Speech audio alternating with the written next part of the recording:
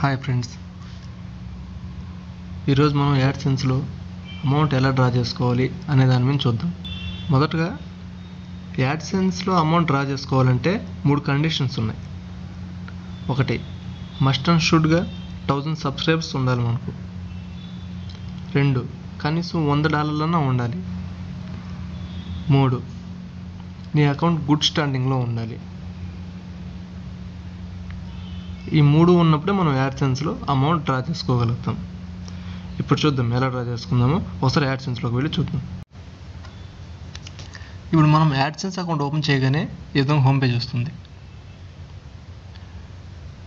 సెట్టింగ్స్లోకి వెళ్ళి ఇప్పుడు payment మోడ్ని select చేద్దాం.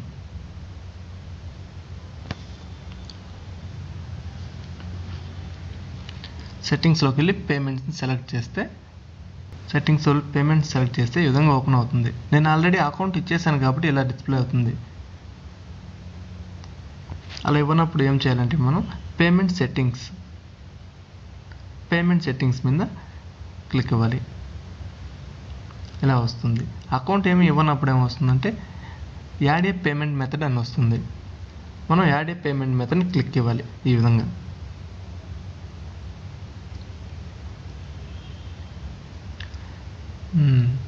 ఇప్పుడు ఓపెన్ అయిన పేజ్.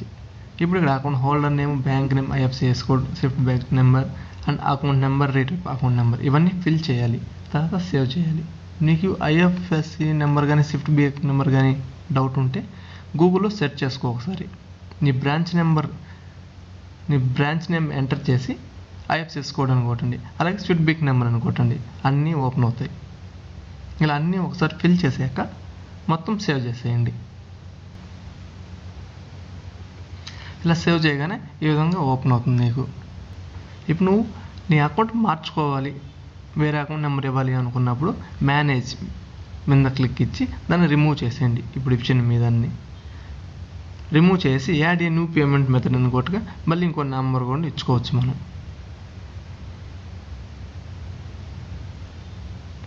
ఇలా ఫైనల్గా ఎప్పుడైతే మనకు $100 ఇందులో క్రెడిట్ అవుతాయో ఆటోమేటిక్గా మన బ్యాంక్ అకౌంట్కి పడిపోతాయి, క్రెడిట్ అయిపోతాయి. వితిన్ 3 daysలో పడిపోతాయి.